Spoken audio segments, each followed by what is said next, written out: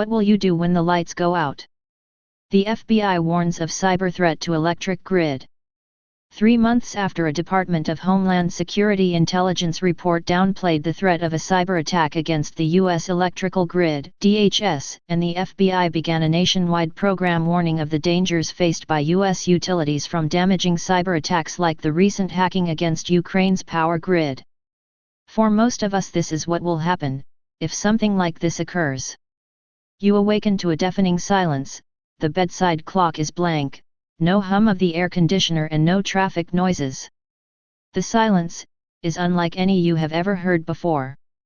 Habit makes you reach for the coffee as you enter the kitchen, and you have the filter basket full of grounds before it sinks in. You have no power. You grab the cell phone and it's off. Pushing buttons, removing and replacing the battery has no effect. You are shut off from the world. The inside of the refrigerator is damp and has that peculiar smell that only the insides of refrigerators have, when they are warm.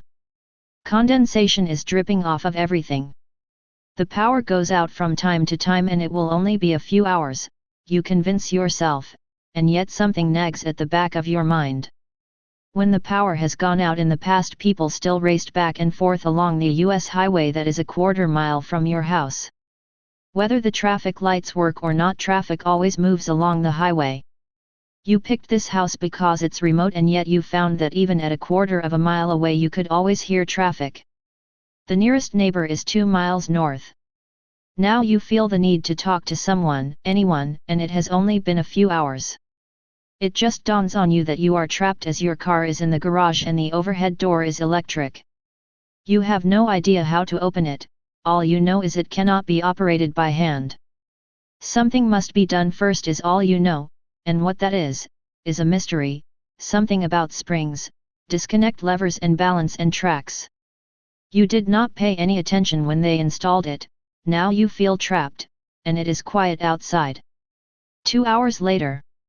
You need coffee, so you fire up the gas grill, and just as the pot of water you filled from water bottles is beginning to bubble, you run out of propane. The kitchen faucet, when you open it, delivers a hiss of air and the rest of them give up nothing. You pour the hot water through the filter of coffee grounds as it rests in the machine and let it slowly drip into the pot. It's a slow process, the coffee took an hour to make and it's horrid. Now you begin to worry about the lack of electricity. You are not sure how long it has been out because it went out while you were sleeping. Not normally a breakfast eater, you are now hungry and you have no way to make anything. Fear of the unknown. Was there another 911 type of attack? Who hates us today? No storms, not any flooding or high winds that you could see, so what happened?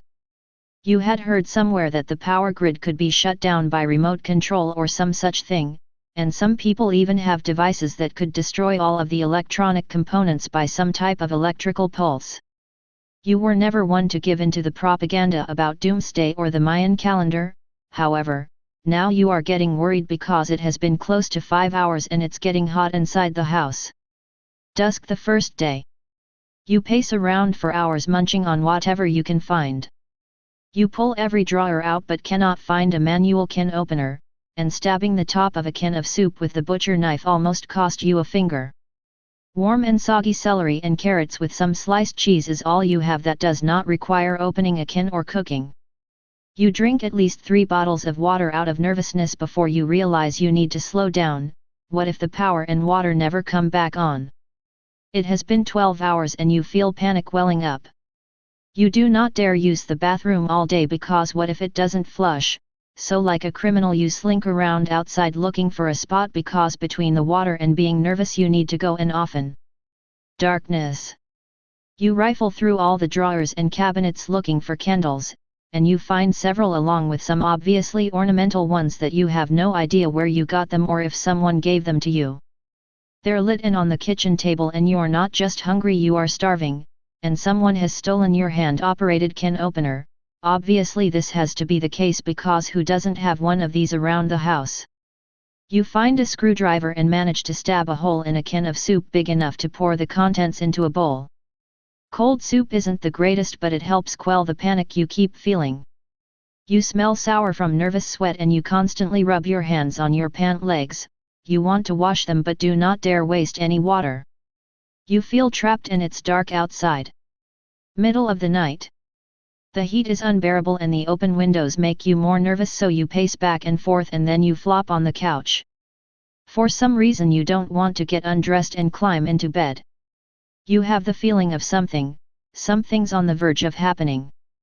The candles smell and they don't give off much light and you don't want to fall asleep with them lit, so you are constantly blowing them out and relighting them until you realize you might run out of matches. Outside on the deck isn't much of a relief because the bugs and mosquitoes swarm around you, making it impossible to stay out long enough to catch a breeze.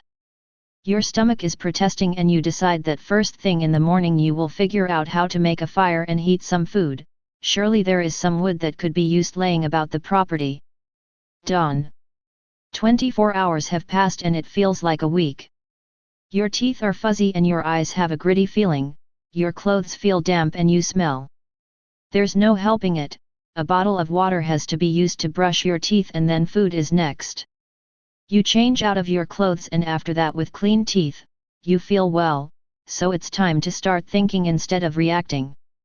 You venture into the garage to see if you can figure out how to get the door to open and then realize the radio in the car probably still works and you need information. The battery is dead, there are obviously no dome lights, no radio, no power at all. You give up on the door, because what's the use now, and you even have thoughts of crashing through with the car, but that was not happening as the car won't even start. Instead, you grab your mountain bike and maneuver it to the front door. If nothing else, you can always ride to the neighbor's house, but first you must start a fire. It always looked easy on television when the experts toss a match down or strike a couple of rocks together to engulf a pile of wood into flames. The pile you have isn't very big, but once you have it going you'll explore further into the woods for bigger pieces of wood. Some old newspaper and 6 matches later you have a small fire going just off the back deck. You gather up a small stainless steel pot, fill it with soup and some soggy carrots and add the rest of the celery, and set it near the flames. It's not gourmet but edible. Most of the food in the refrigerator has ruined and you spend over an hour digging a pit deep enough to dump the spoiled food in, which smells so bad it almost ruins your appetite. You have 5 matches left, so it seems you have to keep the fire going, and what happens if it rains? The next 2 hours after you gulp down 3 cans of soup are spent wondering what to do next. Stay paranoid, my friends.